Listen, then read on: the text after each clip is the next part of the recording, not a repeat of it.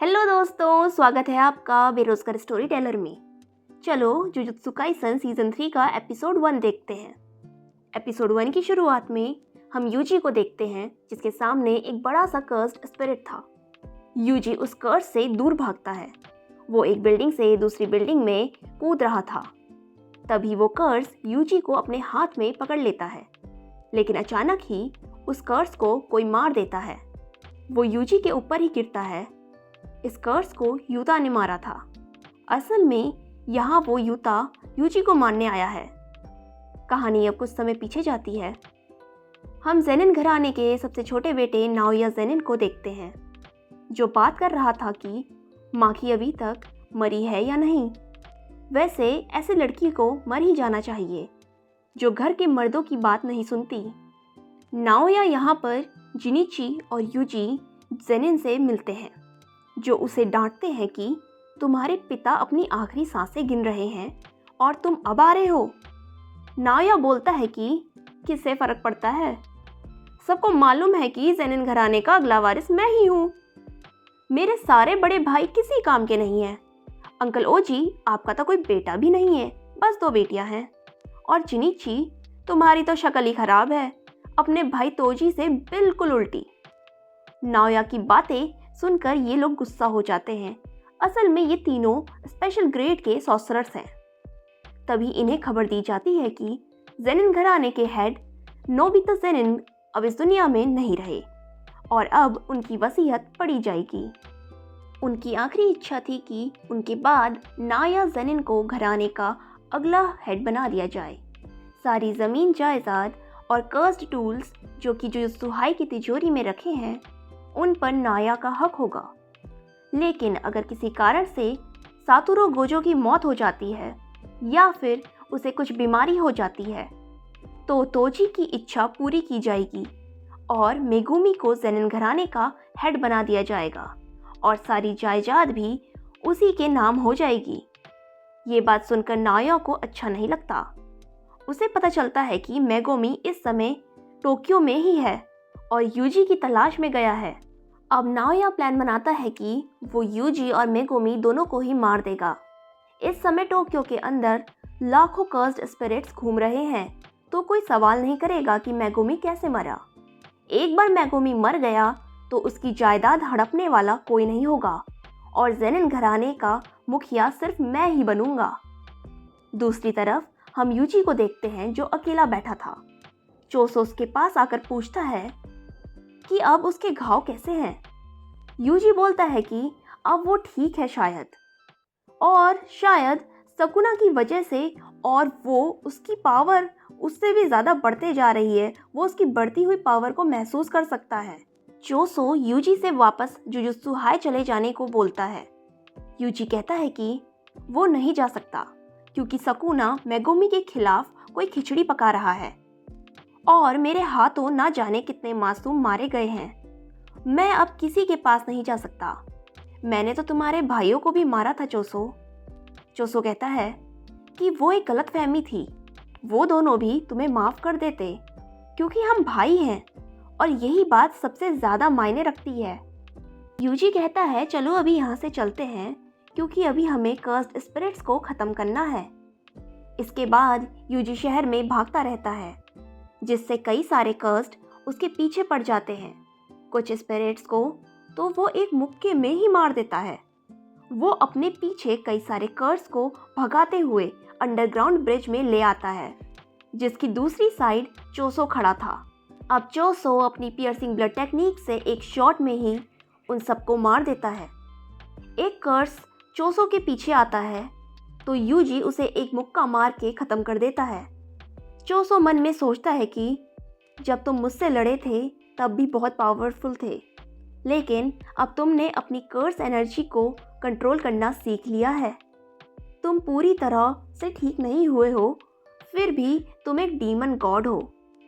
मेरे छोटे भाई से मुझे यही उम्मीद थी। वो यूजी को उसके पापा के बारे में कुछ बताने ही वाला होता है, लेकिन तभी यहाँ पर नाया आ जाता है और उनसे पूछता है कि मेगुमी कहाँ है।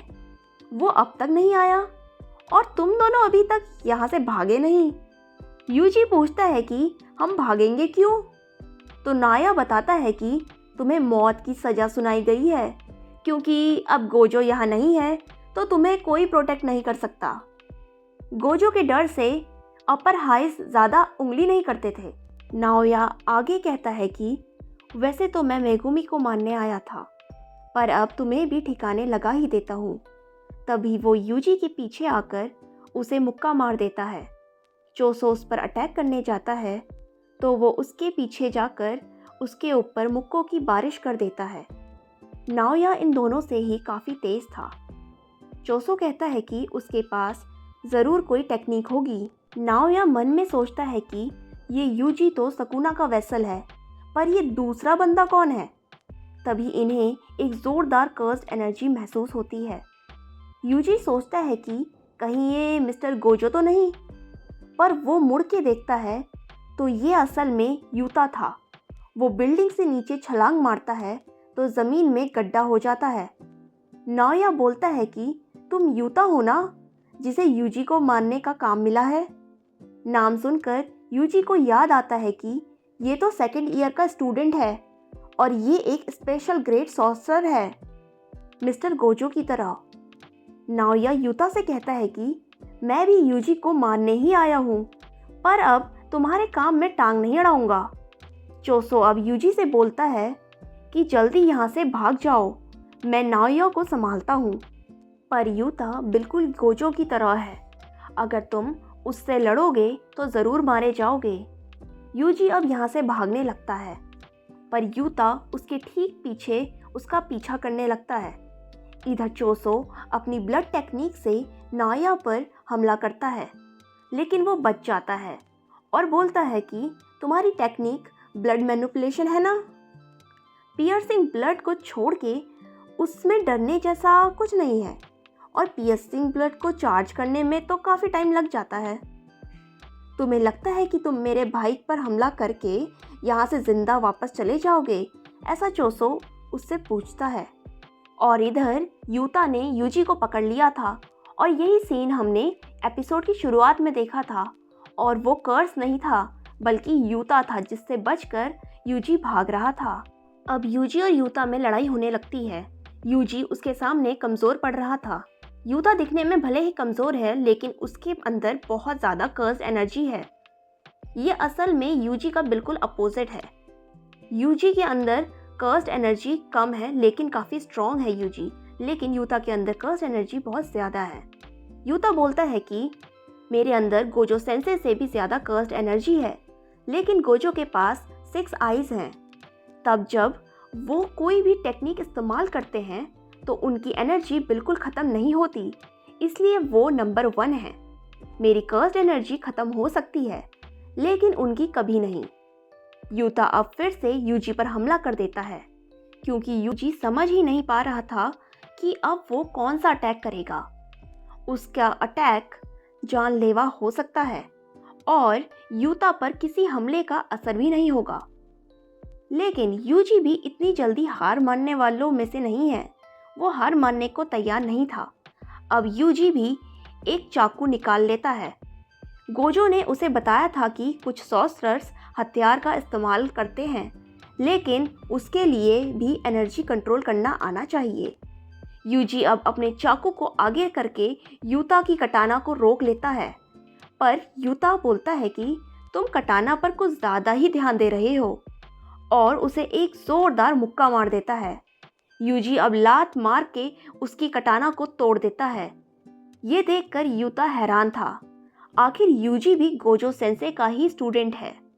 यूजी अब सोचता है कि बिना हथियार के वो यूता से ठीक से लड़ पाएगा और यूता पर अटैक करने आगे बढ़ने लगता है। जैसे ही वो आगे भागता है तो पीछे से अचानक एक बड़ा सा कर्स आके उसे पकड़ लेता है। ये असल में रीका थी। यूजी को समझ नहीं आता कि ये रीका कहाँ से आ गई। उसने यूजी को ऐसे पकड़ा था कि वो हिल भी नहीं पा रहा था। यूता अब अपनी टूटी तलवार लेके आगे बढ़ता है और उसे यूजी के सीने में घुसा देता है और बोलता है कि मुझे माफ़ कर देना यूजी इतादोरी। अब यूजी की मौत हो जाती है और ये एपिसोड यहीं पर एंड हो जाता है। आगे की कहानी कंटिन्यू होगी एपिसोड 2 में। आपको वीडियो अच्छी लगी तो इसे लाइक शेयर ज़रूर कीजिए और हमारा चैनल पसंद आया तो इसे सब्सक्राइब करना ना भूलिए। धन्यवाद।